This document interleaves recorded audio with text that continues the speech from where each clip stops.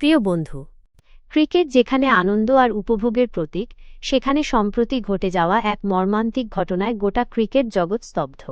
বেঙ্গালুরুতে royal Challengers ব্যাঙ্গালোরের RCB IPL জয়ের সংবর্ধনা অনুষ্ঠান পরিণত হয়েছিল এক ভয়াবহ মৃত্যু মিছিলে, যা নিঃসন্দেহে ক্রিকেট ইতিহাসের এক কালো দিন।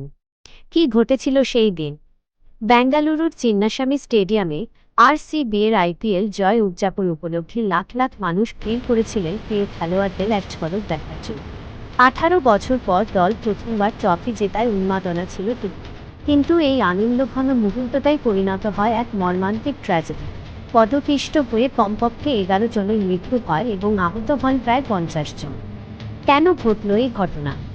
এই ভয়াবহ ঘটনার পেছনে একাধিক কারণ উঠে এসেছে। প্রাথমিক তদন্তে জানা যায়, অপর্যাপ্ত নিরাপত্তা ব্যবস্থা। লক্ষ লক্ষ মানুষের ভিড় সামাল দেওয়ার জন্য মোতায়েন ছিল মাত্র 5,000 পুলিশ। এই অপর্যাপ্ত সংখ্যক পুলিশ ভিড় নিয়ন্ত্রণ করতে ব্যর্থ হয়। পরিকাঠামোগত ত্রুটি। চিন্নাস্বামী স্টেডিয়ামের বাইরে ট্রেনগুলোর ওপর অস্থায়ী এবং দুর্বল সিমেন্টের স্ল্যাব রাখা ছিল।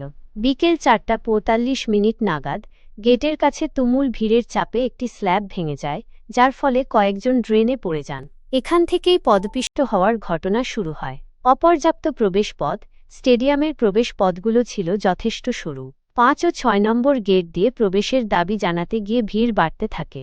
এমনকি কিছু মানুষ 6 নম্বর গেট বেয়ে স্টেডিয়ামে ঢোকার চেষ্টা করলে এক যুবক পড়ে গিয়ে পা ভেঙে ফেলেন। পুলিশের লাঠিচার্জ। পরিস্থিতি নিয়ন্ত্রণের বাইরে চলে গেলে পুলিশ সামান্য লাঠিচার্জ করে, যা হিতে বিপরীত হয় এবং হুড়োহুড়ি আরও বেড়ে যায়। নিয়ন্ত্রণহীন প্রবেশ।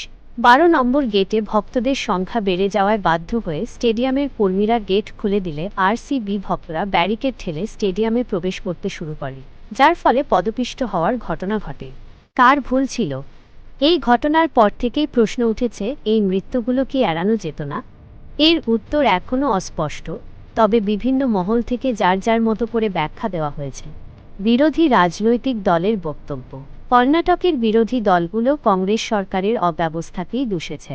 তাদের মতে, সরকার এত বড় জনসমাগমের সম্ভাবনা সম্পর্কে অবগত থাকা সত্ত্বেও পর্যাপ্ত নিরাপত্তা ব্যবস্থা নেয়নি।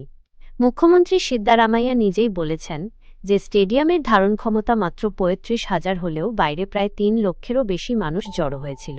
পুলিশ প্রশাসনের প্রাথমিক তদন্ত। পুলিশের প্রাথমিক তদন্তে দুর্বল ড্রেন স্ল্যাব এবং সরু প্রবেশ পথের মতো পরিকাঠামোগত ত্রুটিগুলোকে দায়ী করা হয়েছে। বিসিসিআই সচিবের বিবৃতি। বিসিসিআই সচিব এই ঘটনাকে অত্যন্ত দুর্ভাগ্যজনক বলে আখ্যায়িত করেছেন। তিনি বলেছেন, এটি জনপ্রিয়তার খারাপ দিক। মানুষ তাদের ক্রিকেটারদের জন্য পাগল। আয়োজকদের এটা আরও ভালোভাবে পরিকল্পনা করা উচিত ছিল।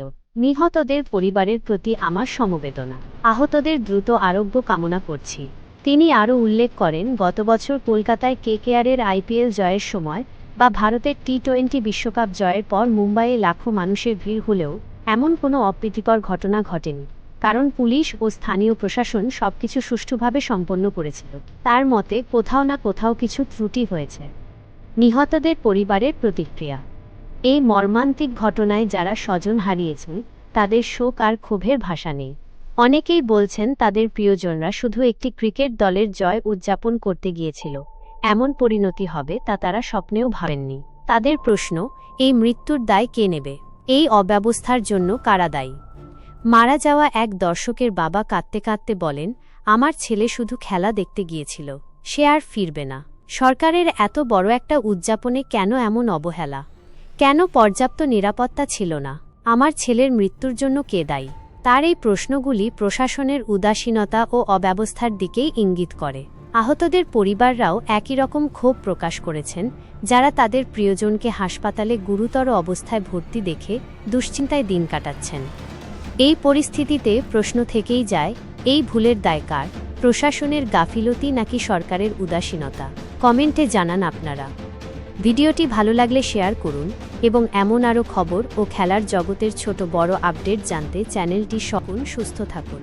আবার দেখা হবে পরের ভিডিওতে। ধন্যবাদ।